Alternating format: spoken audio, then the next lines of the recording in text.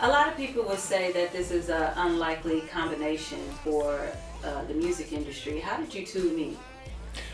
We are an unlikely combination for the industry. You speak for yourself. I'm very likely. Hoodbilly acting up. Them sticks, them stones. We are very unlikely, but not at the same time, because when we met each other, we realized we're like the same person. No, yeah, absolutely. We're like the same guy. And we have a lot of the same likes. We're from the same era. We both like country. We Yeah. both like hip hop. We grew up loving the same things. I mean, I think raised the same way. Yeah. I would bet if our parents met, You used to get your ass whooped. yeah, oh, absolutely. I probably still need it whipped sometimes, but like Hoodbillies just evolved.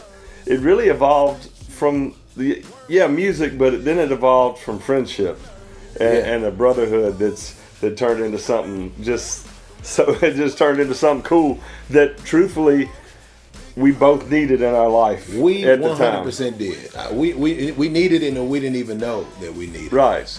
I'm gonna be honest, I was in a depression and going through all kind of autoimmune things, and I was ready to just do whatever else I wanted to do, and it wasn't going to be music. This literally like reignited me to want to even continue to do music. I'm gonna be honest. And then I just got diagnosed with an autoimmune disease within a year. Same guy. And so I was dealing with it too, and you had just got a help from our doctor friend now, who you turned me on to, and that has really helped me. And then now the music is just people keep trying to figure out what Hoodbillies is. Hoodbillies it's just feel good.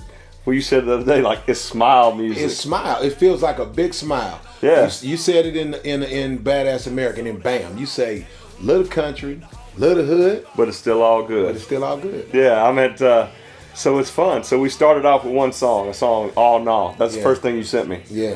And I just wanted to do a song with Krizz Kaliko because I was a Krizz Kaliko fan. So, I was a fan from afar. We never met. I just knew how dope you were as an artist, and all the different things you had done, and your songwriting skills were crazy. And so you sent me this song, and I said yes to doing the song before I ever heard the song because I just wanted to do a song with you. But then I got the song, and I called him back, and I'm like, I can't stop listening to this record. It feels tribal to me, and I didn't know how else to explain it. I'm like, and I'm normally pretty good at talking. That's something I'm good at. But I'm like, I can't explain this record. It feels tribal. I ain't wrote anything to it, and you had the hook and everything, and I was like, I feel it like in me, like I feel like, and like I want to hear it in a stadium, like I feel like that, and so we made that record, and then when me and you really got to chopping it up with each other, it was like, oh, this is my brother. Like, I mean, Dude, the first conversation, so I can remember, man, Demon gave me a number. When he plugged us, he did 3-way text. He gave me a number, and then I called you. I was at Cole's.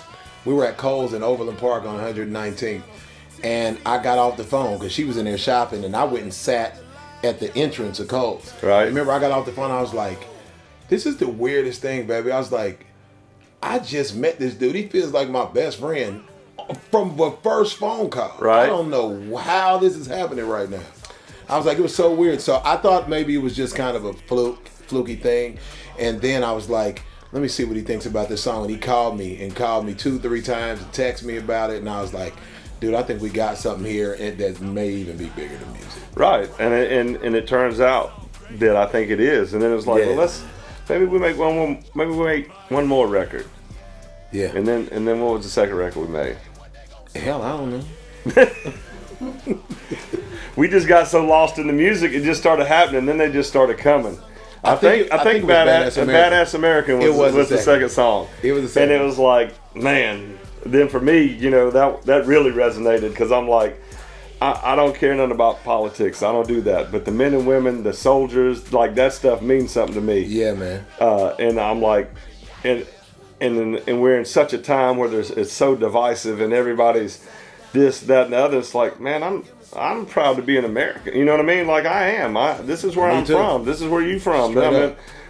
The more I've traveled abroad, I love other countries. Oh, don't get man, me it's wrong, great But the more that I've traveled abroad, the more I actually appreciate America. Absolutely. Not because the other countries are bad or anything. It just made me really appreciate, even loving my city, even loving Kansas City, man. So and guess what, dude? I just told Crystal this today. I said we had a run-in with this guy years ago. And I thought we were cool. You know, I met this guy out at IHOP in Orange County. And he was like, he told somebody, yeah, man, he walked in here like a badass. And I was like, I walked in here like a badass? And I thought about this, and so that's what made me go, you know what? I'm a badass. And I'm like, oh, no, I'm a badass American. Absolutely. And so then it just started going, you know. Here we are. Both of you have over 2 decades in the music industry, and now you two have this collab that's happening. Tell me how you both feel individually about what this means for your music career. What's crazy to me is like we've been doing this 2 decades plus. Yeah. I mean, really our whole life. This is what we were born to do, is make music. I mean, since I was 8. Yeah, I mean, and I go all the way back to stuff I did. You know, I made a hip hop record when I was 13 years old. I'd never even seen a white boy rap before. This is pre-Beastie Boys. This is 1983. My dad got Russell Simmons on the phone from his little used car lot in Athens, Georgia, and Russell Simmons is going, "So you have a 13-year-old white son that's making a hip hop rap record? What?" I mean, like what? I don't know. So we've been doing it so long. We've done. You start to go, well, I've done everything. And we both love all kinds of music. Yeah, man. But like, there's something about what we got going here with Hoodbillies that just reignited a fire in me, and I know it reignited in you. But it's like, it's just there's so much negative stuff, and there's so much misogynistic stuff towards women. We both have beautiful queens in our life. And our babies, that we got sons that we got to be responsible for, of teaching them how to be good young men. And it's like, there's something about this music that just made me so excited again. And it everybody just that hears it says that, dude. Yeah, like, and it's everybody that hears it is like, they smile. We had meetings yesterday, and everybody in both meetings were bobbing their heads and smiling. I knew we had something here, and this felt like another chapter of our career. It felt like a second chapter of our career. We both had success in the music business, but this, I don't know, it's something about it feels so good. Yeah. I mean, like, and again, I don't get these songs that we got. I don't get tired of hearing them. Like I sometimes I'll try to put it down for a couple of days and come back to it, and I'm like, yep, it's like I just heard it for the first time. I'm bobbing my head, I'm smiling. It's like I can't help it. I'm trying to see if I can get tired of them. I cannot get tired of these songs.